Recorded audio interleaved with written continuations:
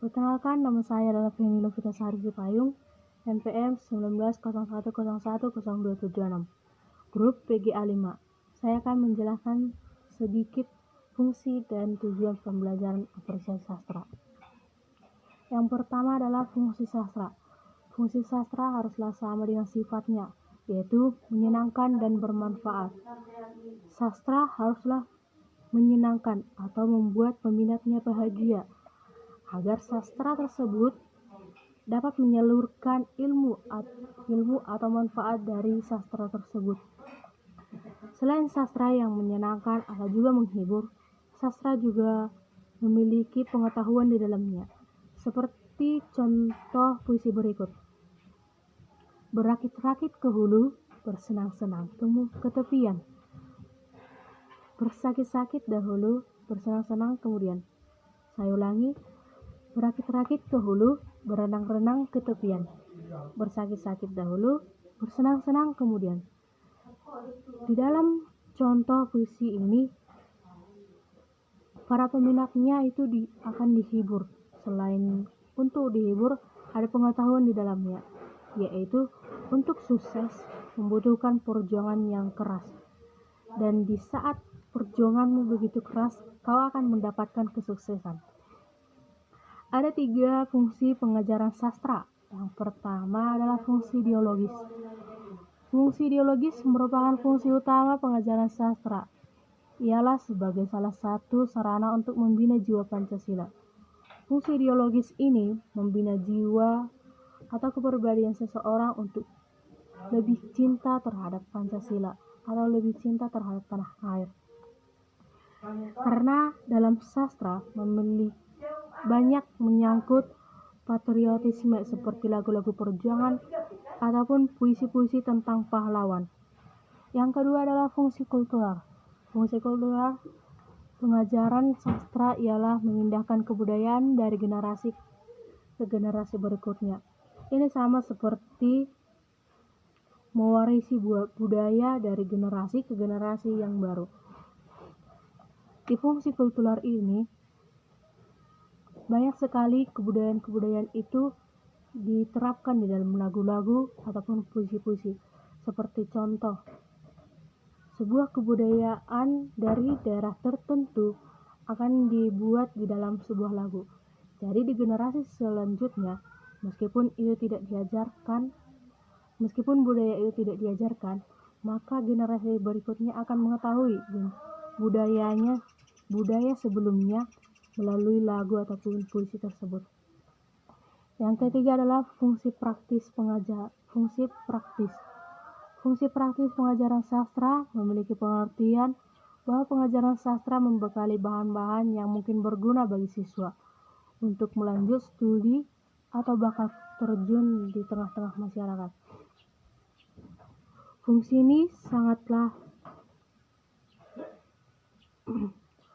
ini yaitu mempersiapkan seorang siswa untuk terjun di tengah-tengah masyarakat, karena sastra memiliki keindahan dan juga berbeda-beda di setiap daerah. Seperti contoh, di daerah yang satu akan memiliki bahasa yang berbeda, bahasanya sendiri, dan di daerah lain juga memiliki bahasanya sendiri. Maka sastra mereka akan berbeda-beda, atau juga puisi-puisi mereka akan berbeda dengan menurut bahasa mereka sendiri. Para siswa akan belajar kebudayaan daerah lain dari sastra tersebut. Maka siswa dapat terjun langsung dan mengenali sastra di daerah tersebut. Menurut Ahmadi, fungsi pembelajaran sastra yaitu melatih keterampilan berbahasa. Melatih keterampilan berbahasa di sini karena sastra mendepankan membaca terlebih dahulu. Jadi siswa dapat menyimak suatu bahasa atau kosakata dari membaca ataupun mendengar. Yang kedua adalah menambah pengetahuan tentang kehidupan manusia. Karena sastra merupakan himpunan imajinasi tentang hidup, maka bisa menjadi cerminan hidup bagi si peminatnya ataupun si pendengar tentang sastra tersebut. Yang ketiga adalah membangun pengembangan kepribadian. Sastra juga sering menceritakan sebuah tokoh-tokoh. Jadi siswa dapat menerapkan kepribadian tokoh tersebut di dalam kehidupannya. Seperti contoh, sebuah sastra atau pantun menceritakan tentang tokoh pahlawan. Maka siswa dapat mencerminkan kepribadian tokoh tersebut di dalam kehidupannya sehari-hari. Yang keempat adalah membantu pembangunan watak. Melalui tokoh yang diceritakan di dalam sastra tersebut, siswa dapat memilih-milih tokoh mana yang harus ia perdalami ataupun ia cerminkan di dalam kehidupannya sehari-hari. Yang kelima yaitu kenyamanan, keamanan, dan kepuasan. Karya sastra itu memberikan kenyamanan kepada peminatnya. Karena kenyamanan ataupun keriangan dan kesenangan tersebut, maka akan menimbulkan kepuasan kepada peminatnya. Yang keenam yaitu adalah menghibur. Karena fungsi utama dari sastra adalah menghibur. Fungsi sastra menghibur ini terjadi karena sastra itu memiliki berbagai keindahan di dalamnya. Karena itulah sastra begitu sangat populer di tengah-tengah masyarakat. Karena dalam sastra ini kita tidak bisa terlalu kaku di dalamnya. Karena sastra ini begitu riang dan menghibur. Oleh karena itu banyak sekali peminat dari sastra tersebut. Seperti dalam lagu-lagu, tarian, puisi, seloka, ataupun pantun-pantun. Lagu merupakan sastra yang lebih luas lagi, karena sastra dalam kelas rendah yaitu hanyalah puisi, pantun, ataupun juga seloka. Menurut Rahwanto, manfaat pembelajaran sastra berupa pengembangan cipta dan juga karsa, yaitu indera, yaitu melatih ketajaman alat indera untuk mendapatkan pengalaman yang diungkapkan oleh si pengarang. Bukan hanya mata yang akan diminta untuk mengetahui sastra tersebut, ikut juga pendengaran ataupun pengucapan dalam sastra, agar pengetahuan yang ada di dalam sastra dapat kita ketahui ataupun dapat kita cerna lebih baik lagi. Yang kedua adalah penalaran, membina berpikir kritis dan kepekaan agar bisa menilai secara logis dan benar. Penalaran ini memang dibutuhkan di dalam karya sastra, agar setiap peminatnya mengetahui dan lebih berpikir kritis lagi ilmu apa yang ada dalam karya sastra tersebut. Yang ketiga adalah perasaan.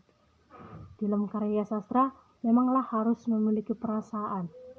Kalau kita tidak menggunakan perasaan kita juga tidak akan tahu ilmu apa yang akan ada dalam karya sastra tersebut, atau kita tidak dapat merasakan bagaimana perasaan si penulis karya sastra tersebut. Seperti contoh lagu, seperti lagu-lagu riang atau lagu-lagu percintaan atau lagu-lagu patriotisme, kita tidak akan tahu bahwa lagu-lagu itu lagu-lagu riang, lagu-lagu sedih apabila kita tidaklah melakukan membuat perasaan kita di dalamnya ataupun melakukan perasaan kita. Yang keempat adalah kesadaran sosial. Peristiwa yang terjadi dalam karya sastra, si penonton atau si pembaca dapat mencerminkan dalam kehidupannya sehari-hari. Seperti contoh dalam sebuah drama, yaitu drama Malin Kundang. Di sana dramanya memiliki kesadaran sosial bahwa kita haruslah jauh lebih menghormati orang tua agar kita tidak mendapatkan konsekuensi di kemudian hari. Maka si penonton ataupun si peminat karya sastra tersebut dapat mencerminkannya dalam kehidupannya sehari-hari dan bisa memilih-milih bahwa kepribadian mana yang harus dilakukan. Seperti contoh Malin Kundang itu kan adalah tokoh yang serakah dalam kehidupannya ataupun sombong di dalam bersosialnya. Jadi si peminatnya bisa memilih bahwa kesombongan itu tidak benar ataupun keserakahan itu tidaklah benar dalam kehidupannya. Yang kelima adalah rasa religius, yaitu melatih perkembangan supranatural kita. Karena banyak sekali juga karya sastra yang mencantumkan religius di dalamnya ataupun tentang keagamaan ataupun ketuhanan di dalamnya, seperti lagu-lagu ataupun puisi atau juga sloka atau juga pantun yang terdapat di dalamnya rasa religius ataupun ketuhanan di dalamnya. Maka karya sastra tersebut dapat membantu si peminat ataupun si pembacanya untuk mengenal apa yang baik dan yang benar, apa yang jahat dan juga yang salah.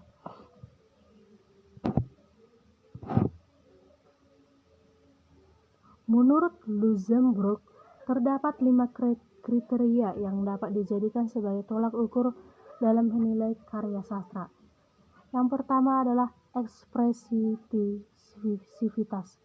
Pengarang merupakan cara bagaimana pengarang tersebut mengekspresikan dirinya melalui karya sastra. Karena karya sastra lebih sering merupakan yaitu sumber mengekspresikan perasaan seseorang ke dalamnya, seperti puisi-puisi, lagu-lagu. Di dalamnya banyak sekali perasaan-perasaan para penciptanya di dalamnya. Yang kedua adalah unsur estetis, merupakan unsur-unsur dalam karya sastra yang dapat membuat pembacanya merasakan atau menikmati sesuatu yang disuguhkan pengarang. Umpamanya, pengarang menggambarkan kekaguman seseorang terhadap ibunya. Pembaca dapat merasakan kekaguman tersebut tanpa merasa digurui. Yang ketiga adalah unsur mimesis, merupakan unsur yang berkaitan dengan kenyataan atau realitas. Dengan melihat unsur mimesis dalam karya sastra tersebut, pembaca dapat melihat bagaimana realitas ditampilkan dalam karya sastra. Karena karya sastra itu kan merupakan gambaran dari kehidupan kehidupan dari si penulis karya sastra tersebut. Jadi kita di saat membaca karya sastra ataupun mendengar karya sastra tersebut, kita dapat melihat bagaimana kehidupan sebenarnya dari si penulis tersebut. Yang keempat yaitu adalah unsur mimesis, merupakan unsur yang berkaitan dengan kenyataan atau realitas. Dengan melihat unsur mimesis dalam karya tersebut, pembaca dapat melihat bagaimana realitas ditampilkan dalam karya sastra. Ini sama seperti unsur yang ketiga. Itu dikopi dari unsur yang ketiga. Unsur tradisi merupakan unsur bagaimana karya tersebut memiliki pandang pembaru atau justru sebaliknya.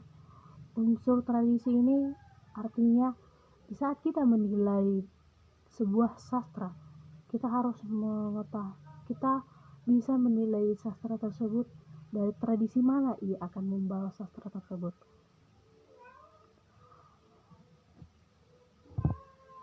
Tujuan apresiasi sastra memiliki 3 aspek, yaitu pengetahuan, keterampilan, dan sikap. Tujuan sastra ini yang pertama adalah pengetahuan, yang kedua adalah keterampilan, ketiga adalah sikap. Pengetahuan akan menjadi landasan dalam pemandu arah tercapainya keterampilan, dan sikap merupakan hasil dari pengetahuan dan keterampilan baru. Selanjutnya, sikap akan menghasilkan pengetahuan dan keterampilan baru. Dan ini bisa dikatakan bahwa sebuah pengetahuan ataupun sebuah ilmu pengetahuan yang kita miliki, seperti contoh, pengetahuan yang kita miliki yaitu adalah seperti budaya kita sendiri, budaya daerah kita sendiri. Budaya itu akan memandu kita ke dalam keterampilan, di mana kita akan memiliki keterampilan dari budaya tersebut, dan